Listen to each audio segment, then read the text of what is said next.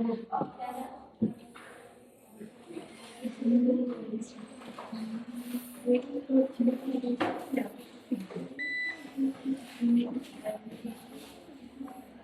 तरह से ये जो क्षेत्र है थार का मरुस्थल। अगला कौन सा जो आपके प्राकृतिक भाग में बांटे गए हैं, तो अगला जो है थार का मरुस्थल। थार मरुस्थल,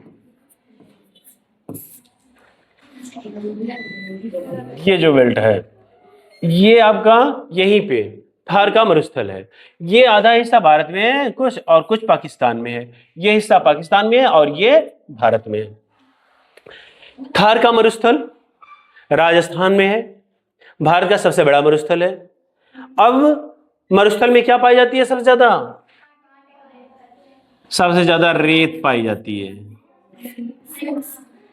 रेत होगी तभी तो मरुस्थल कहलाएगा। मरु माने मरुभूमि, मरु जिसे हम बालू कहते हैं, वही। तो इस क्षेत्र में सबसे ज्यादा क्या पाई जाती है? रेत पाई जाती है। और जब रेतीली है इसका मतलब वहां पे बहुत ज्यादा उपजाऊ नहीं होगा। पानी की व्यवस्था हो जाए तो थोड़ी बहुत कुछ फसलें उग सकती है, वो भी ज्यादा नहीं। तो जो आपका थार का मरुस्थल है यह भारत के पश्चिमी क्षेत्र अर्थात राजस्थान वाले क्षेत्र में, यहां पे इसका लास्ट जो है ये स्थान जैसलमेर का है। जैसलमेर पूर्ण रूपेण थार के मरुस्थल में बसा हुआ है। जो जैसलमेर का किला है वो पूर्ण रूपेण कहां बसा हुआ है? थार के मरुस्थल में बसा हुआ है। यहां पर कांटेदार वृक्ष पाए जाते हैं। कौन से वृक्ष पाए जाते हैं? कांटेदार वृक्ष पाए जाते हैं। क्यों? जिससे कि जो वृक्ष होते हैं उनकी पत्तियां कांटों में तब्दील हो जाती हैं, जिससे ज्यादा वाष्पीकरण ना हो। और जब ज्यादा वाष्पीकरण नहीं होगा तो पानी की मात्रा कम लगेगी।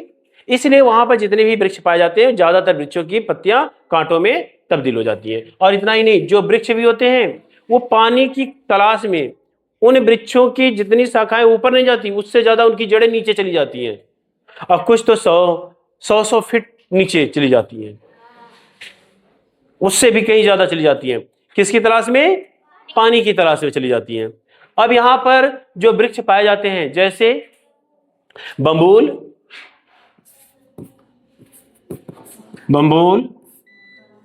बेर, नागफनी, करील, तो ऐसे ऐसे वृक्ष पाए जाते हैं। हाँ, करौंदा वो भी है, कांटेदार वाला है। तो जो भी ऐसे वृक्ष पाए जाते हैं वो सब के सब कहां पाए जाते हैं? उस थार के मरुस्थल में पाए जाते हैं। अब हमने बताया कि इनकी जड़ें क्या हो जाती हैं। जैसे ये वृक्ष है, और इसकी जड़ें आप देखिए उन पत्तों से ज्यादा जमीन के नीचे चली गई। यहीं से है जमीन, और ये देखिए जड़ें कहां तक चली जा रही हैं, काफी ज्यादा। वो जितना ऊपर है उसका जस्ट 2 गुना 3 गुना नीचे चली जाती है, 4 गुने, पानी की तलाश में। तो इस प्रकार के वृक्ष पाए जाते हैं। अब यहां पे फसल कौन कौन सी होती है? फसल बहुत ज्यादा तो रेत में होगी नहीं। जब से भारत में यहां से आप देखिए एक नहर निकाली गई थी भारत में, जिसे इंदिरा गांधी नहर, यह भारत की सबसे बड़ी नहर है। जब से ये नहर कहां पहुंची है? राजस्थान के गंगानगर जिले तक। तो उस वाले जो बेल्ट में है पानी की व्यवस्था हो गई, तो वहां पे कौन सी फसलें हो जाती हैं? ज्वार, बाजरा, गेहूं, थोड़ा बहुत इस प्रकार की फसलें जो कम पानी लेती हैं वो फसलें अब यहां पर हो जाती हैं। अब कुछ हरियाली भी आ गई थार के मरुस्थल में जब से पानी की सुविधा हो गई है। तो यहां पे बहुत ज्यादा फसल नहीं होती है, थोड़ी बहुत होती है। यहां पर कौन सा पशु पाया जाता है? पशुपालन ही होता है सबसे ज्यादा। भेड़, बकरी और सबसे महत्वपूर्ण ऊंट है। ऊंट को थार का क्या कहा जाता है? मरुस्थल का जहाज कहा जाता है। क्यों? क्योंकि ऊंट के पैर जो होते हैं वो गद्देदार होते हैं, और रेत में रखेंगे तो पैर नीचे नहीं धंसेंगे। और हम आप सबको जाना हो तो क्या होगा? ज्यादा 100 कदम चलेंगे, कहेंगे अब तो रहने दो, हालत खराब हो रही है, तो आप वहां नहीं चल सकते। लेकिन ऊंट जो है वो बहुत तेजी से चल सकता है, तो इसीलिए उसे रेगिस्तान का जहाज भी कहते हैं। तो ऐसे ही पशु वहां पर रह सकते हैं, पशुपालन ही है वहां ज्यादा। और इसके बाद थार के मरुस्थल की एक समस्याएं और हैं, जैसे कि खेतों के किनारे जब यहां पर हवाएं तेज चलती हैं तो रेत के टीले बन जाते हैं। टीले जानते हैं ना, ऊंचे स्थान। अब अगर कोई वहां गया नहीं है, जानता नहीं है रेत में रेगिस्तान को, अगर आपको अकेला वहां छोड़ दिया जाए तो जिस रास्ते से गए थे अगर लौटना होगा तो आप भटक जाएंगे। क्यों?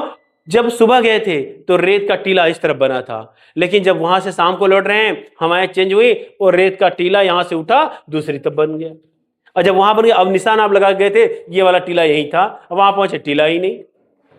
फिर आप कहेंगे हम तो दूसरी दिशा में जा रहे हैं, फिर से वापस उसी दिशा में, फिर भटकते रह जाओगे और बिना पानी जाओगे। इसलिए जो वहां का स्थानीय व्यक्ति है वही वहां सक्सेस होता है और दूसरा व्यक्ति वहां सक्सेस नहीं। थार के मरुस्थल में एक और समस्या होती है, मृग मरीचिका पाई जाती है वहां। मृग मरीचिका जानते हैं आप लोग? मृग मरीचिका मतलब है जैसे कि आप खड़े प्यास लग गई, दूर एकदम तेज धूप है और दूर देखेंगे तो आपको नजर आएगा जैसे पानी का तालाब हो, लेकिन जैसे वहां पहुंचेंगे वो तालाब और आगे बढ़ जाएगा, फिर आप आगे बढ़े फिर होगा। इसी तरह से जो मृग है वहां पे वो बेचारा उस भ्रम में उसकी मौत हो जाती है। उसे लगता है वो तालाब है पानी और प्यास से व्याकुल वो दौड़ता वहां जाता है, फिर वो तालाब और आगे नजर आता है और दौड़ते दौड़ते उसकी मृत्यु हो जाती है, फिर उसे पानी नहीं मिलता। इसीलिए उसे मृग मरीचिका भी कहते हैं। ठीक है, तो ये आपका थार का मरुस्थल रहा। इसका आधा हिस्सा पाकिस्तान में भी है, उससे हमें क्या लेना देना? भारत वाले हिस्से को देखिए। ठीक, और फसल आपने देख ही लिया कि कौन सी फसलें होती हैं, ज्वार बाजरा चना मसूर सरसों। सरसों मुख्य रूप है, वो भी बहुत अच्छी होती है, राजस्थान में सरसों बहुत होती है। तो इसी तरह से ऐसी फसलें होती हैं जिनमें पानी की मात्रा कम लगती है। ठीक है, तो ये आपका थार का मरुस्थल हो गया।